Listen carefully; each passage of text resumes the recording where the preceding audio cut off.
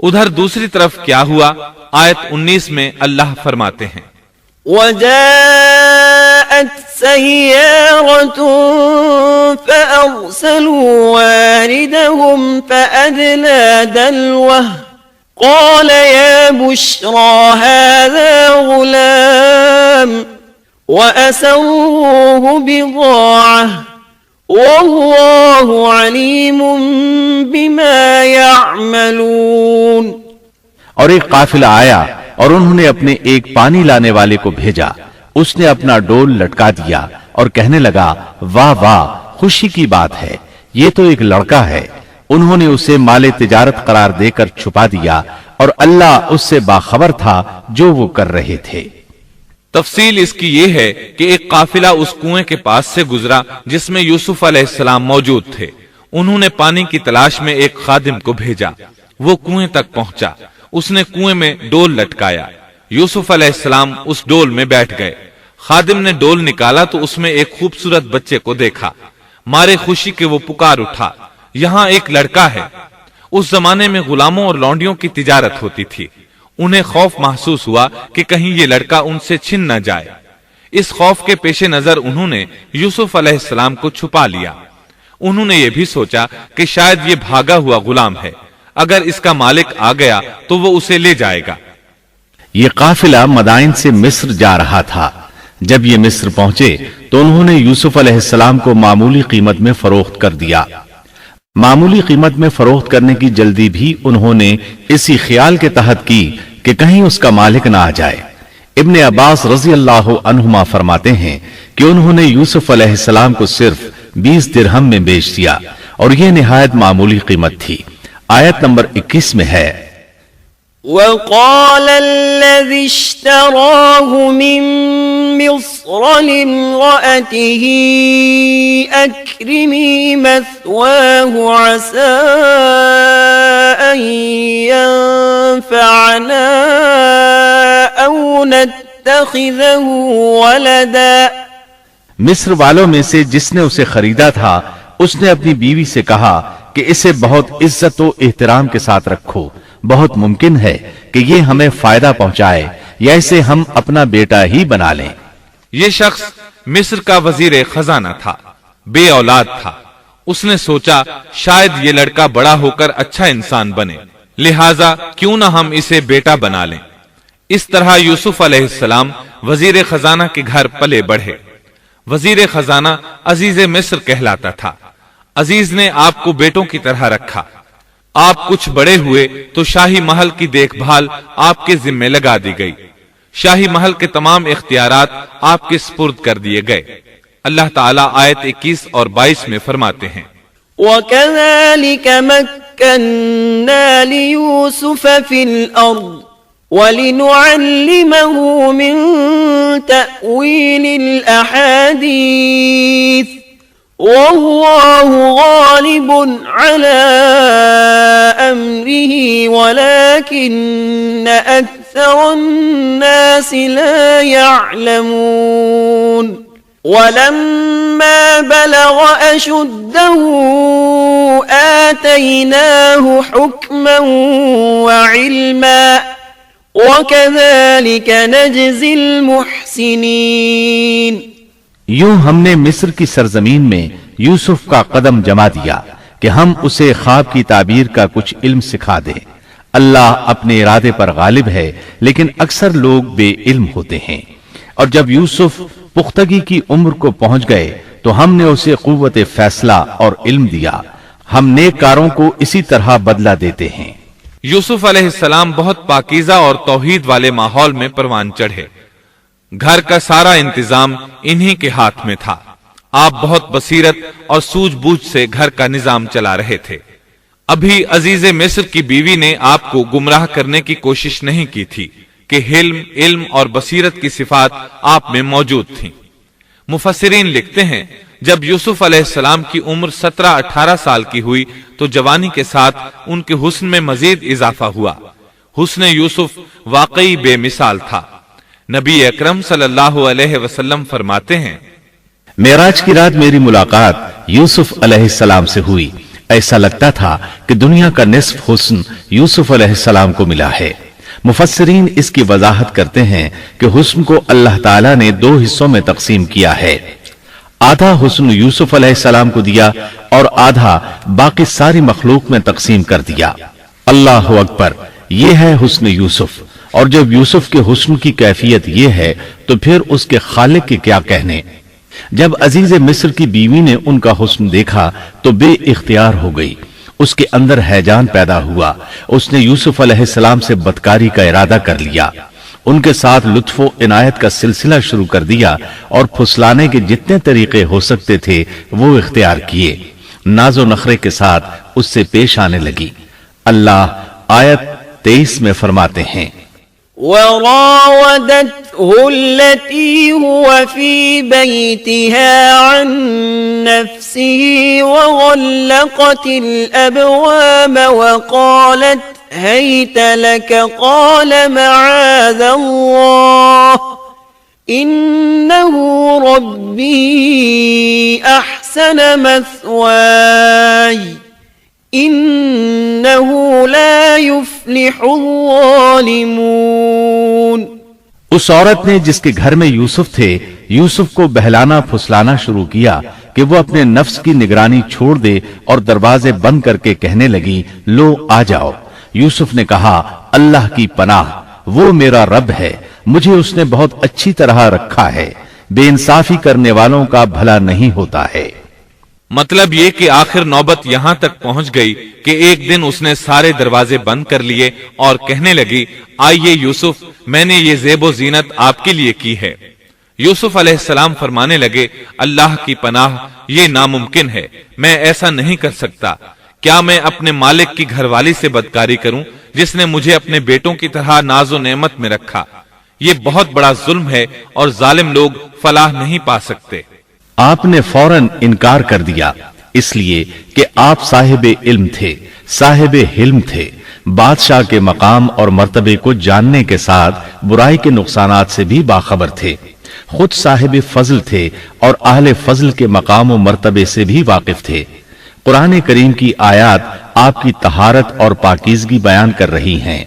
آیت 24 میں ہے، وَلَقَدْ هَمَّتْ بِهِ وَهَمَّ بِهَا لَوْلَا أَن رَّأَىٰ بُرْهَانَ رَبِّهِ۔ اس عورت نے یوسف کا قصد کیا اور یوسف اس کا قصد کرتے اگر وہ اپنے پروردگار کی دلیل نہ دیکھتے۔ یوسف علیہ السلام نے اس کا ارادہ نہیں کیا، یہاں تک کہ اللہ تعالیٰ کی مہربانی سے ان کے دل میں اس گناہ کا خیال تک نہیں آیا۔ اللہ تعالیٰ نے آخر آپ کو علم بھی دیا تھا اور حلم بھی۔ آپ بادشاہ کے مرتبے سے واقف تھے، نیک تھے، جانتے تھے زانی کبھی فلاح نہیں پا سکتا، بلکہ آپ نے تو فوراً کہہ دیا، اللہ کی پناہ، میں ایسا ہرگز نہیں کر سکتا۔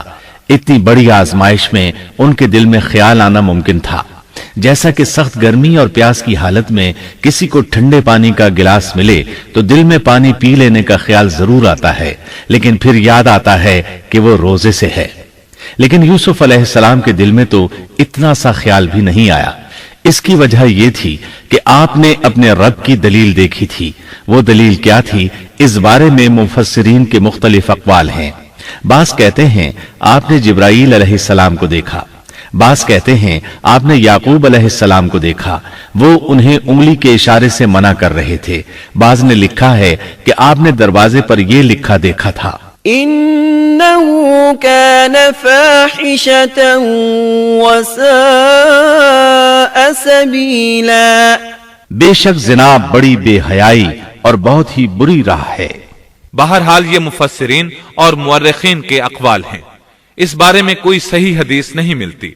اتنا ہے کہ آپ نے کوئی ایسی چیز دیکھی ضرور تھی جس کی بنا پر آپ کو خیال تک نہ آیا، اور برہان اللہ ہی کی طرف سے تھی، اس نے انہیں سوچنے بھی نہ دیا۔ اللہ آیت نمبر 24 میں فرماتے ہیں، كَذَلِكَ لِنَصْرِفَ عَنْهُ السُّوءَ وَالْفَحْشَاءَ إِنَّهُ مِنْ عِبَادِنَا الْمُخْلَصِينَ۔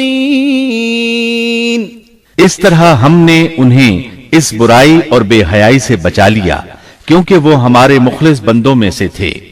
اللہ نے آپ کو صرف زنا سے نہیں برائی سے بھی بچا لیا۔ یہ اس بات کی دلیل ہے کہ آپ نے ارادہ تک نہیں کیا۔ پھر اسی آیت میں اللہ نے آپ کو اپنا برگزیدہ بندہ فرمایا، اور یہ ممکن ہی نہیں کہ کوئی انسان اللہ کے برگزیدہ بندوں میں سے بھی ہو اور پھر کفر بھی کرے، ہرگز ممکن نہیں۔ انبیاء ایسی باتوں سے پاک رہتے ہیں۔ عزیز مصر کی بیوی نے اصرار کیا، آپ کو مجبور کیا اور لگی چمٹنے تو یوسف علیہ السلام وہاں سے بھاگے۔ عزیز کی بیوی آپ کے پیچھے بھاگی۔ اللہ تعالیٰ نے آیت 25 میں اس واقعے کو یوں بیان فرمایا ہے، واستبق الباب وقدت قميصه من دبر وألف يا سيدها لدى الباب قالت ما جزاء من أراد بأهلك سوءا إلا أن يسجن أو عذاب أليم۔ اور دونوں دروازے کی طرف دوڑے، اور اس عورت نے یوسف کا کرتا پیچھے کی طرف سے کھینچ کر پھاڑ ڈالا، اور دروازے کے پاس ہی عورت کا شوہر دونوں کو مل گیا، تو کہنے لگی جو شخص تیری بیوی کے ساتھ برا ارادہ کرے بس اس کی سزا یہی ہے کہ اسے قید کر دیا جائے یا اور کوئی دردناک سزا دی جائے۔ سیدنا یوسف علیہ السلام خود کو بچانے کے لیے دروازے کی طرف دوڑ پڑے تھے، یہ پیچھے دوڑی، دروازہ بند تھا۔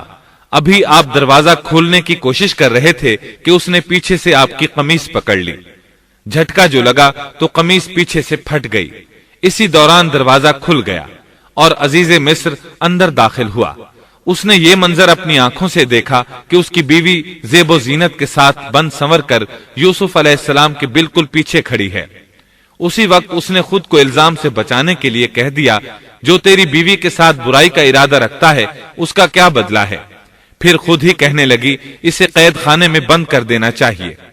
ایسا اس نے اس لیے کہا کہیں وہ یوسف علیہ السلام کو قتل نہ کر دے۔ ادھر یوسف علیہ السلام نے بھی فوراً اپنا دفاع کیا اور کہا میں مجرم نہیں بلکہ یہ ساری کارستانی اس کی اپنی ہے۔ آیت 26 اور 27 میں ہے، قال هي راودتني عن نفسي وشهد شاهد من أهلها إن كان قميصه قد من قبل فصدقت وهو من الكاذبين وَإِن كَانَ قَمِيصُهُ قُدَّ مِن دُبُرٍ فَكَذَبَتْ وَهُوَ مِنَ الصَّادِقِينَ۔ یوسف نے کہا یہ عورت ہی مجھے پھسلا رہی تھی، اور عورت کے قبیلے ہی کے ایک شخص نے گواہی دی کہ اگر اس کا کرتا آگے سے پھٹا ہوا ہو تو عورت سچی ہے اور یوسف جھوٹ بولنے والوں میں سے ہے، اور اگر اس کا کرتا پیچھے کی جانب سے پھٹا ہوا ہو تو عورت جھوٹی ہے اور یوسف سچوں میں سے ہے۔ یہ گواہ کون تھا؟ اس بارے میں دو قسم کی روایات ہیں۔ پہلی روایت یہ ہے کہ وہ دودھ پیتا بچہ تھا، اس نے کہا کہ اس عورت نے بہکایا ہے اور یہ اللہ کا معجزہ تھا۔ دوسری روایت یہ ہے کہ عزیز مصر کے ساتھ اس کا چچا زاد تھا، اس نے کہا قمیص دیکھو کہاں سے پھٹی ہے، پیچھے سے پھٹی ہے تو یوسف سچے، اور آگے سے پھٹی ہے تو پھر وہ سچی ہے، یوسف جھوٹے ہیں۔ آیت نمبر 28 میں آتا ہے، فَلَمَّا رَأَى قَمِيصَهُ قُدَّ مِن دُبُرٍ قَالَ إِنَّهُ مِن كَيْدِكُنَّ إِنَّ كَيْدَكُنَّ عَظِيمٌ۔ سو جب خاوند نے دیکھا کہ یوسف کا کرتا پیٹھ کی جانب سے پھٹا ہوا ہے تو صاف کہہ دیا کہ یہ تو عورتوں کی چال بازی ہے، بے شک تمہاری چال بازی بہت بڑی ہے۔ سید قطب کہتے ہیں عزیز مصر ان لوگوں میں سے تھا جن کے نزدیک شرف کی کوئی قیمت نہیں تھی، اگر اس میں غیرت ہوتی تو اس کا خون کھولتا، وہ عورت پر برہم ہوتا، لیکن اس نے غصے کے بغیر کہا۔ آیت 29 میں ہے، یوسف اعرض عن هذا واستغفری لذنبک إنك كنت من الخاطئين. یوسف اب اس بات کو جانے دو، اور اے عورت تو اپنے گناہ سے توبہ کر، بے شک تو گناہگاروں میں سے ہے۔ اس کے علاوہ اس نے کوئی اور بات نہ کی، یہاں تک کہ یوسف علیہ السلام کو گھر ہی میں رہنے دیا، جدا بھی نہ کیا۔ لیکن پھر یہ خبر شہر میں آگ کی طرح پھیل گئی، عورتیں طرح طرح کی باتیں کرنے لگیں، لوگ عزیز مصر کی بیوی کو تانے دینے لگے۔ آیت 30 میں ہے، وقال نسوة في المدينة امرأة العزيز تراود فتاها عن نفسه قد شغفها حبا إنا لنراها في ضلال مبين. اور شہر کی عورتوں میں چرچا ہونے لگا کہ عزیز مصر کی بیوی اپنے جوان غلام کو اپنا مطلب نکالنے کے لیے بہلانے پھسلانے میں لگی رہتی ہے، اس کے دل میں یوسف کی محبت بیٹھ گئی ہے، ہمارے خیال میں تو وہ سری گمراہی میں ہے۔ یہ چرچا ہونے لگا کہ عزیز مصر کی بیوی ایک غلام کے ساتھ برائی پر تل گئی، اگر کسی آزاد کے ساتھ ایسا کرتی تو معاملہ اور تھا، غلام سے محبت کر بیٹھی، یہ تو اس نے بے وقوفی کی انتہا کر دی، اس طرح اسے خوب برا بھلا کہا گیا۔ یہ خبر عزیز مصر کی بیوی تک بھی پہنچ گئی۔ آیت 31 میں ہے، فلما سمعت بمكرهن أرسلت إليهن وأعتدت لهن متكئا وآتت كل واحدة منهن سكينا وقالت اخرج عليهن فلما رأينه أكبرنه وقطعن أيديهن وقلن حاش لله ما هذا بشرا إن هذا إلا ملك کریم. اس نے جب ان عورتوں کی پرفریب مکارانہ باتیں سنی تو انہیں بلوا بھیجا اور ان کے لیے ایک مجلس مرتب کی اور ان میں سے ہر ایک کو چھری دی اور کہا، اے یوسف ان کے سامنے چلے آؤ۔ ان عورتوں نے جب اسے دیکھا تو بہت بڑا جانا اور اپنے ہاتھ کاٹ لیے اور زبان سے نکل گیا کہ اللہ کی پناہ، یہ انسان تو ہرگز نہیں، یہ تو یقیناً کوئی بہت ہی بزرگ فرشتہ ہے۔ وضاحت اس کی یہ ہے کہ اس عورت نے اپنے گھر میں ایک دعوت کا انتظام کیا، تمام عورتوں کو اس دعوت میں بلایا، دعوت کا انتظام اس طرح کیا کہ سب کے لیے ایک تکیہ لگایا، پھل سامنے رکھے اور ہر ایک کو ایک ایک چھری تھما دی، ساتھ ہی یوسف علیہ السلام سے کہا کہ مجلس میں آ جائیں۔ جب یوسف علیہ السلام آئے تو وہ انہیں دیکھ کر مبہوت رہ گئیں، ان کے حسن سے اس قدر متاثر ہوئیں کہ اپنا ہوش نہ رہا اور پھلوں کے بجائے اپنے ہاتھ کاٹ ڈالے، لیکن اس کا انہیں احساس تک نہ ہوا۔ سبحان اللہ، کیا حسن تھا جس کی وجہ سے انہوں نے اپنے ہاتھ کاٹ لیے اور خبر تک نہ ہوئی۔ کہنے لگیں یہ تو کوئی فرشتہ معلوم ہوتا ہے، انسان اتنا خوبصورت کیسے ہو سکتا ہے۔ آیت 32 میں ہے، قالت فذلكن الذي لمتنني فيه وَلَقَدْ رَاوَدتُّهُ عَن نَّفْسِهِ فَاسْتَعْصَمَ وَلَئِن لَّمْ يَفْعَلْ مَا آمُرُهُ لَيُسْجَنَنَّ وَلَيَكُونًا مِّنَ الصَّاغِرِينَ۔ اس وقت عزیز مصر کی بیوی نے کہا، یہ ہے وہ جس کے بارے میں تم مجھے تانا دے رہی تھی، میں نے ہر چند اس سے اپنا مطلب حاصل کرنا چاہا، لیکن یہ بال بال بچا رہا، اور جو کچھ میں اس سے کہہ رہی ہوں اگر یہ نہ کرے گا تو یقیناً یہ قید کر دیا جائے گا، اور بے شک یہ بہت ہی بے عزت ہوگا۔ یہ آیت اس بات کی واضح دلیل ہے کہ یوسف علیہ السلام نے برائی کا ارادہ نہیں کیا تھا۔ پھر بات یہیں پر ختم نہیں ہو گئی، بلکہ تمام عورتیں یوسف علیہ السلام پر ٹوٹ پڑیں۔ ان میں سے ہر ایک کی خواہش تھی کہ یوسف علیہ السلام اس سے محبت کریں اور بے حیائی کا ارتکاب کریں۔ اپنی عزت اور شرف کو انہوں نے خاک میں ملا دیا، یوسف علیہ السلام کے حسن پر فریفتہ ہو گئیں۔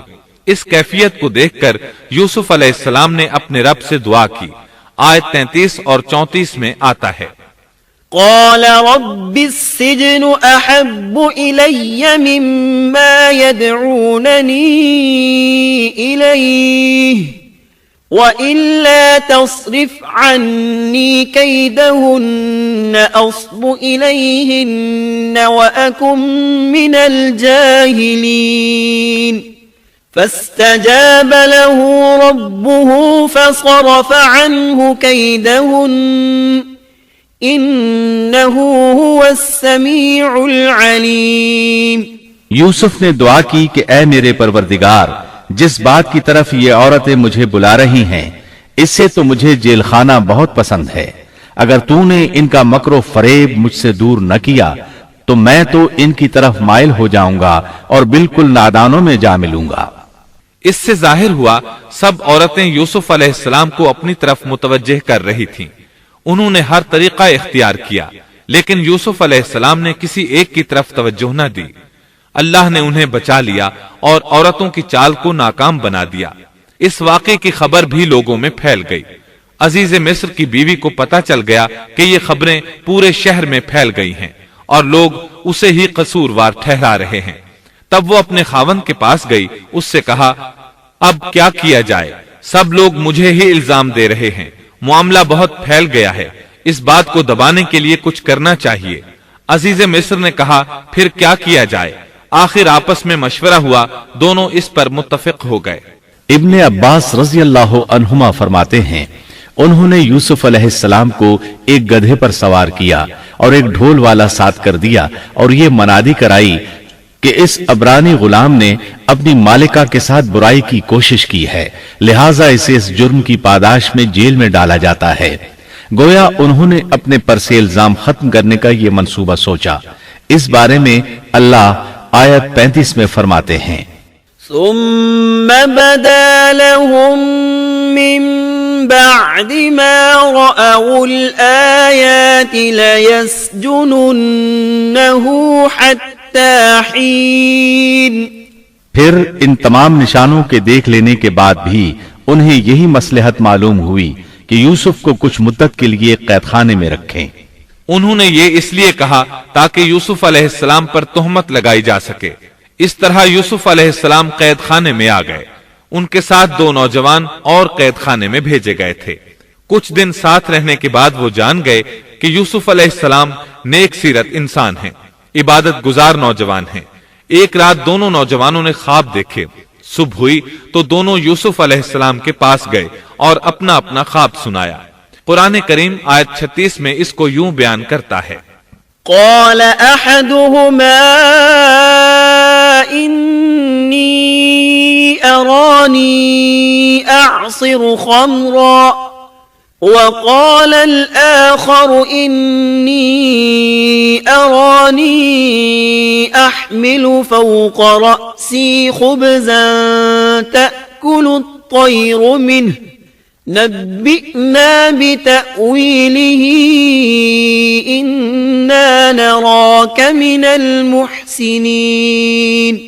اس کے ساتھ ہی 2 اور جوان بھی جیل خانے میں داخل ہوئے. ان میں سے ایک نے کہا کہ میں نے خواب میں اپنے آپ کو شراب نچوڑتے دیکھا ہے، اور دوسرے نے کہا میں نے اپنے آپ کو دیکھا ہے کہ میں اپنے سر پر روٹی اٹھائے ہوئے ہوں جسے پرندے کھا رہے ہیں.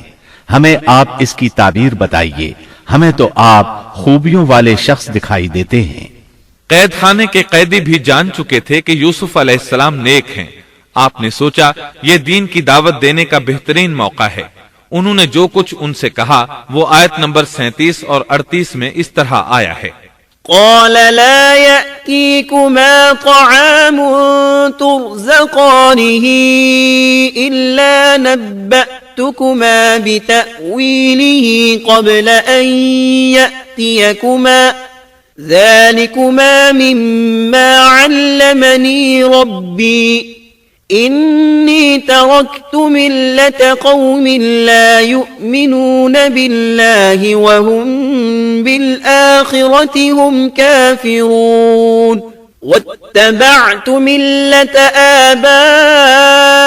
آبائي إبراهيم وإسحاق ويعقوب ما كان لنا أن نشرك بالله من شيء ذلك من فضل الله علينا وعلى الناس ولكن أكثر الناس لا يشكرون.